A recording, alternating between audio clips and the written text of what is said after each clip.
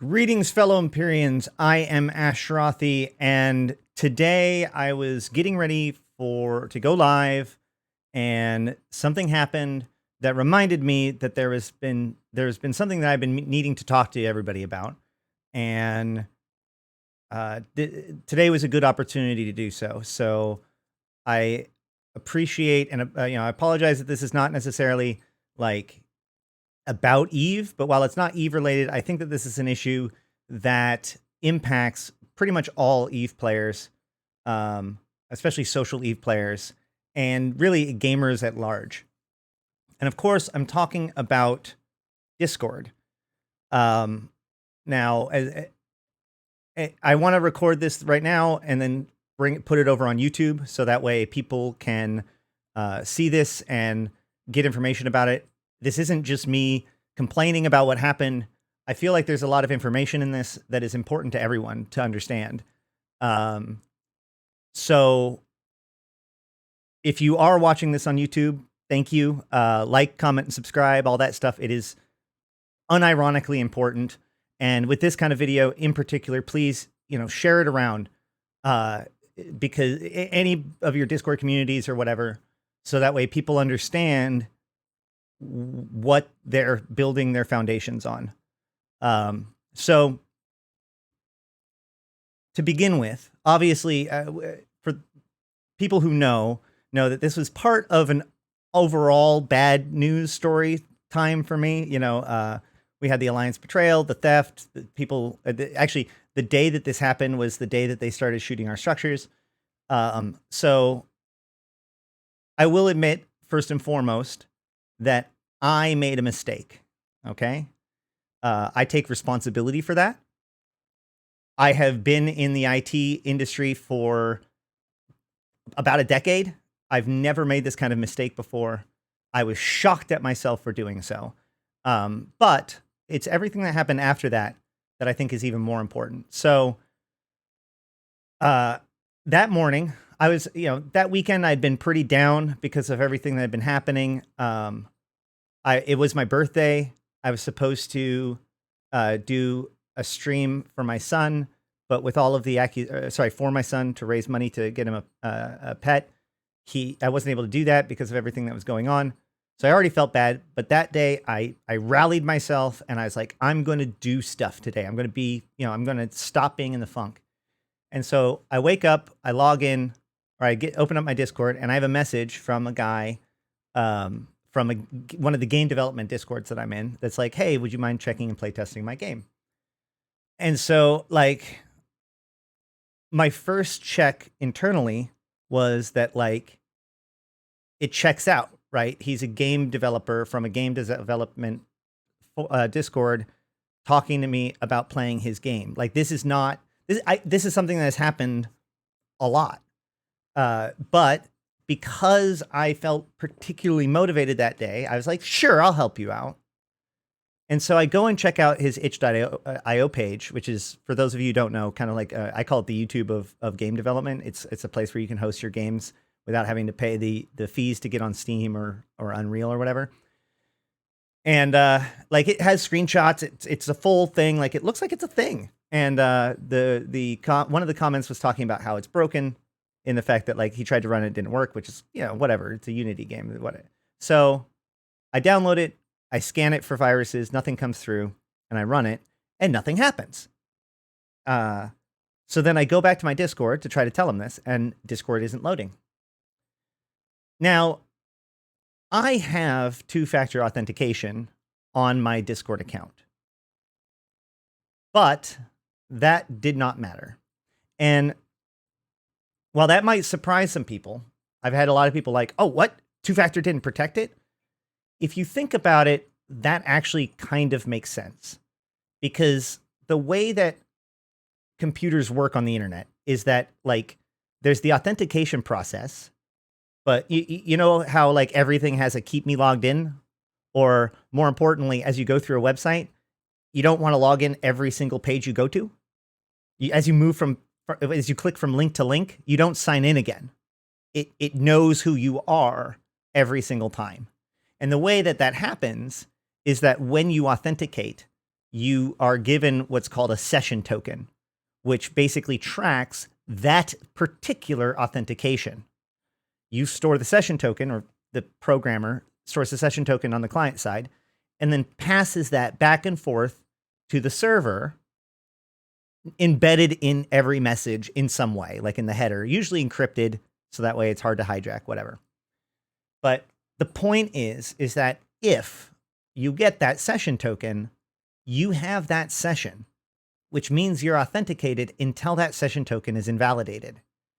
So this is how they're able to get my account. So like, if you think about it, like as soon as I noticed it, or as soon as I realized what had happened, it seemed so obvious to me, because he had sent me a message on Discord so the program specifically knows an exploit in Discord systems, knows how to hijack Discord's session token, and then begin to, do what it needs to do hold on.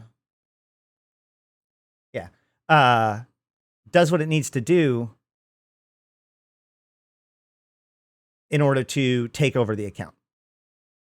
So that part makes sense.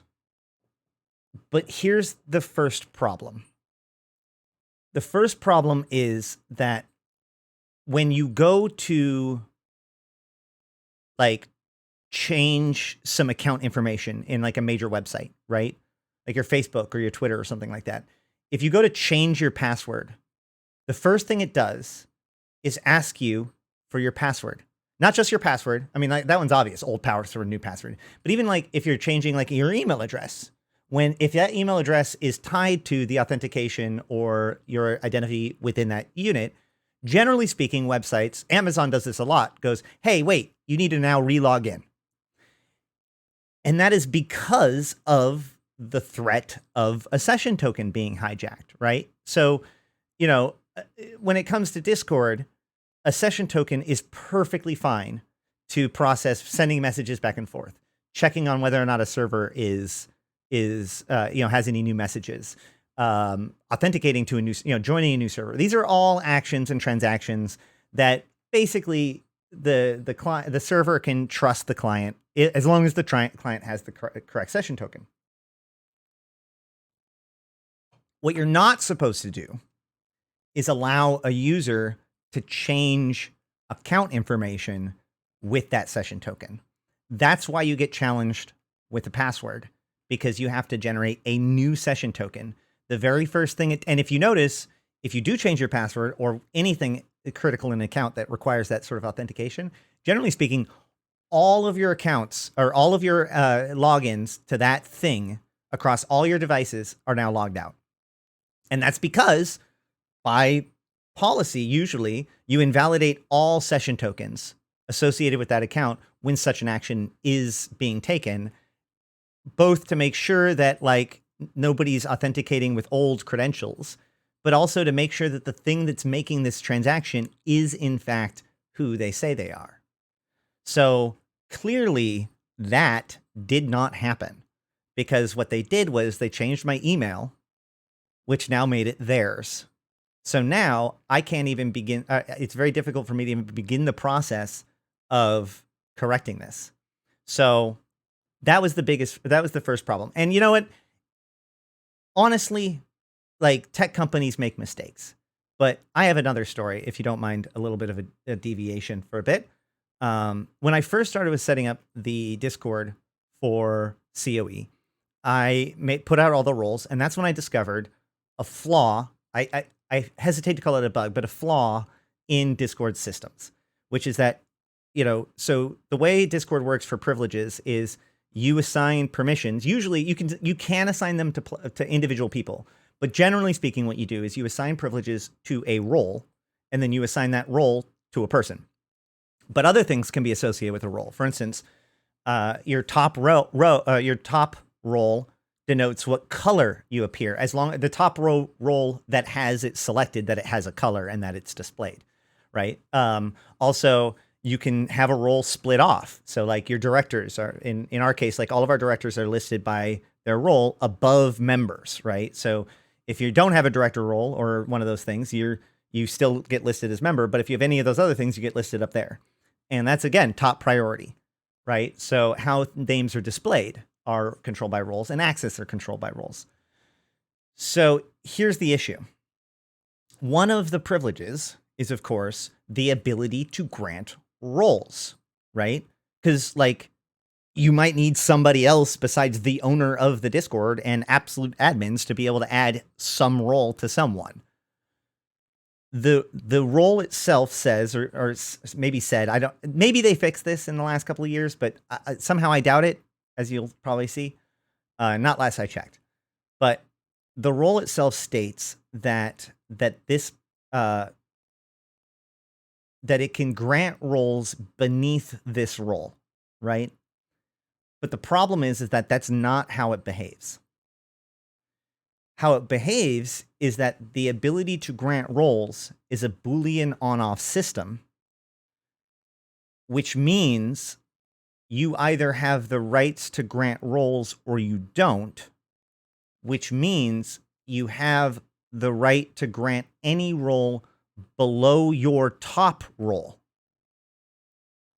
So let me explain. Let's go back to that example I said, right? So, like, I want to display all of, I want to display certain character names and color them a certain way. And I want that to definitely be true. So I'm going to put them all at the top and override them all, or set them as overrides. So that way, no matter what else I give them as far as permissions go, that's what they are. Cool. And then I put in all of the roles that, like, for everything, all of the access roles, right? But I have a recruiter, and I want recruiters to be able to grant the member role, right? Themselves. I want them to be able to just give somebody this role. Cool. So the way I'm going to set it up is I'm going to have all the titled roles, and then all of the access roles, and then recruiter, and then member, because it says if recruiter's the thing that's granting the access, then the only role that role should be able to grant is member, because that's the only one beneath it. But again, that's not actually how it works. So if I give that person a different title, like let's say they're also an FC. Okay, well, FCs are a title that gets split out. So they go up here. They don't grant any extra, like their extra privileges are things like being able to broadcast in the fleets window, so that way they can put up fleets and stuff. But the problem is that this is a titled one, which is I put above it. And so now that account that has both access to grant roles from this role and happens to have this role can now grant every access level privilege available within the Discord. And the only way to discover this is to, like, stumble upon it, or have, like, somebody say, hey, it looks like I can grant a lot more than I should, which is what happened. So I went to the Discord, the Discord's Discord at the time, and I told them, I was like, hey, I found a bug, and I explained it to them. And they literally made fun of me, like drove me out, called me silly for because of course that's how it's supposed to work. That's simple, because in their heads, like, the idea of, like, well, this role's granting you the ability to grant roles. It's below the highest role. That's correct. And my point is that if that's correct, then they need to change the language, because that's not what it says. And more importantly, that doesn't make sense. And their logic, their response was, why would you put the title roles above it? You should put them down below, so that way they can't be assigned. But two things with that. One, why would you do that? That's not the intuitive way to organize things. If you think about these things need to be absolute overrides, you put them at the top. But two, that means that if all of the title roles are below member, then any recruiter can now grant all of the titles. That's not great either. So either way, my point is that not only does Discord have a history of not having the greatest security protocols, but they seem to be very flippant about this fact. So let's bring us back to the 29th when my account was hacked. So I send a message to Discord immediately, right? Because that's my responsibility. I fucked up, right? My job now is to try to fix it as best I can. And I don't have an IT division here, so the only way I can do this is by reporting it. So boom, first thing I do, report it to Discord, put in as much information as I can about it, whatever. Every single time I send out a message to them, I got this like automated message, and then it would be like more than a month or more than like 12 hours or whatever before I got any kind of message. But basically, first of all, they were very much focused on establishing that I must have done something to make this happen, right? That the only way that this could have happened is if I had run a malicious software. And I'm like, yep, I did. I'm sorry. What do we do now? Right? And so they challenged me for my original password, because my question was like, just reset it back, right? Just put it back to the way it was. All I'm saying is that Astrothi@gmail.com, the account that this was on, did not authorize this change of email address. Put it back. And their response was, what was the original name, Discord name with number, and original email address that the account was created with? Not what it was now, but created with, right? So, first of all, I doubt very many people have their actual full Discord ID with number memorized to the point where if your account got vaporized, you'd be able to remember it without any, help. I know I couldn't, but the good news is that I had enough other people that I could reach out to be like, hey, do you have any records of who I was, that was able to give it to me? So, and then the second thing was, by giving me this challenge was kind of the clue to me that clearly I had changed my email, right? And so I had an older email, an old Yahoo email that I used to use to like make most of my accounts and stuff like that. And then obviously once Astrothi took over my social identity, I changed over a lot of stuff to my Astrothi email. And so I was like, well, it's either the Astrothi email or it's this older email. And as soon as they said that, as soon as I said that, their next response was that they can only talk to the original email's owner. So now I have to submit a ticket from that account. Cool. Got it. No problem, man. I'll do that. So I submit a ticket from that account. Once again, every single one of these steps, at least several hours go by before any kind of response, going back and forth. So, and in that new ticket, once again, the only thing that they were really concerned with was establishing the fact that this could not have happened if I hadn't ran malicious software, right? So all that is just normal PR nightmare, right? Or like a customer service nightmare, whatever, cool, right? Here's the real problem. It was about 2 days after my first report that I started receiving transaction information for gifting nitro to people on my account. 2 problems with that. One, whoever hijacked 3 problems with that. One, 3, hold on. Let me get my thoughts back. Sorry, it popped up that the pre-rolls or whatever are back on, so I'm trying to make sure it doesn't run another ad. But there are 3 problems with this. Oh, hey, thank you, Miranda, so much for that. I will do shtick later if that's okay. 07's to you.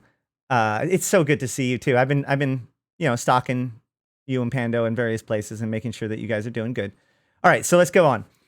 So there's 3 really big problems with this. One, I no longer have my account. I have no control over my account. I can't stop them from doing this.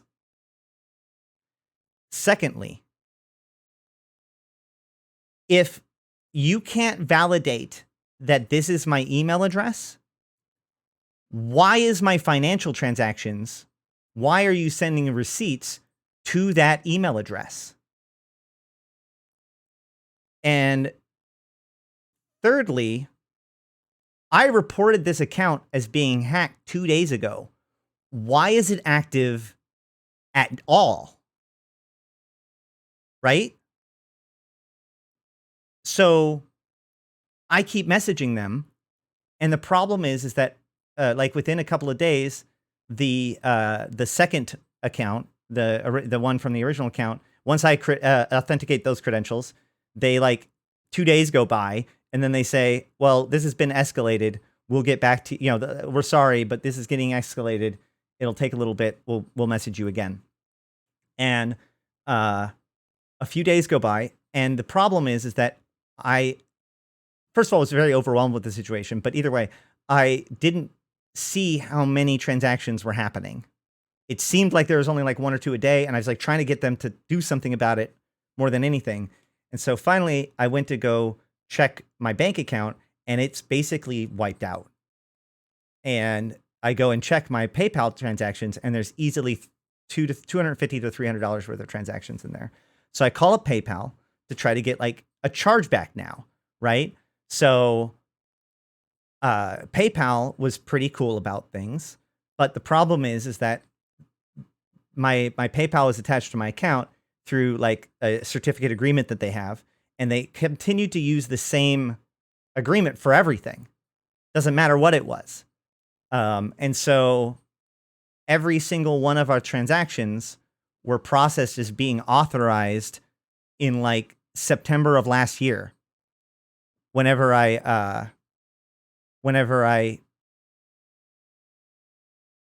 originally set up the PayPal. So PayPal couldn't invalidate the transactions. All they could do is stop them from happening now. So cool. I've at least stemmed the flow. And, you know, it's been financially rough. By the way, I still have not gotten the money back from Discord, but PayPal has basically said that I have to take it up with Discord in order to solve it now. So, okay. Now I'm sending messages that are like, why the fuck are you letting this happen? You know, all this sort of stuff. And I even message their Twitter account, and their Twitter account, their support account, because by the way, there is no more support Discord that I could find to go talk to a real person about how urgent this was. The only Discord I could find was like the Discord developer, like the third-party developer Discord.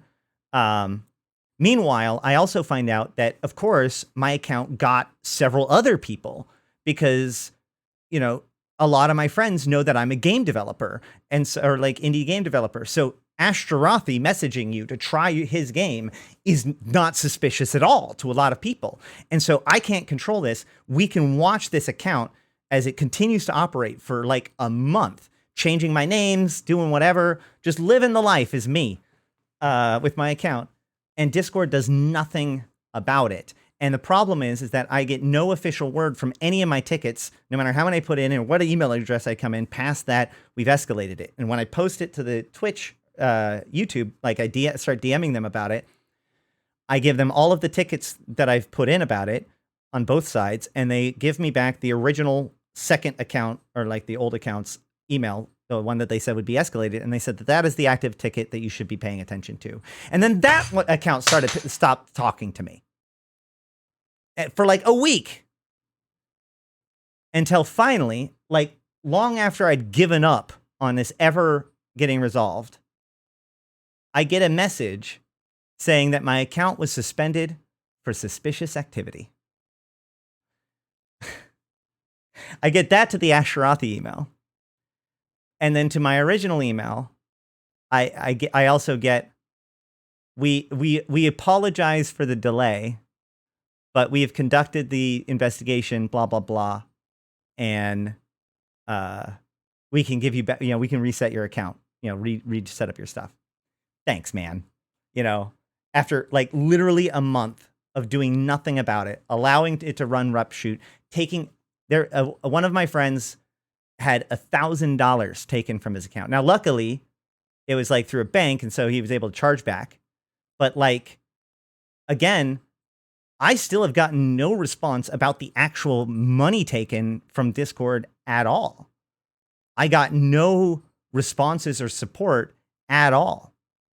And the big problem is that a good friend of ours comes into our Discord today and starts spamming links to things, which means she got to. And this is a real problem because, you know, chain mail, as much as we hated it back in the 80s or whatever, was effective for a reason. And this is automated of that, right? This is one of the worst kind of viruses that gets spread around through emails and all that stuff. But in this case, it's doing real damage. It's doing real financial damage. God bless the fact that we never gave ownership of Discord to my account, and I always left it with Pockets, because the Discords that I did have as a me owner are just completely obliterated and actually got transformed into basically places to bring people and trick them into, you know, doing stuff. So, like, what a nightmare. And as of right now, I don't know what Discord's doing to solve this problem, but it's not enough. And so I felt it was very, very important for me to come out here and tell my story, to let you know that your accounts in Discord are not safe. Your two-factor authentication will not protect you. Do not click links from people, even if you know them, until you've independently verified through them that it's something that they're there and it's legit. And most importantly, if you have like PayPal or whatever tied into your account for Nitro or whatever, consider disconnecting it, because it is clear that Discord is currently not respecting our information. And I would love to give you guys an update saying that everything's great. One of the reasons why I took forever to make this video was because I didn't want, at every step of the way, I didn't want to believe that this was happening. Not in a like, I can't believe I did that kind of way, but like, I always wanted to give Discord like the benefit of the doubt, the ability to do the right thing. But now that we're basically towards the end, I can tell the story. Don't let this happen to you guys. So thanks for watching. Please, like I said, share it, you know, all that sort of stuff. Let's make sure that we, you know, everyone understands how this works and how, because I've talked to a lot of people that think that having two-factor authentication would be able to prevent this kind of thing, and it won't.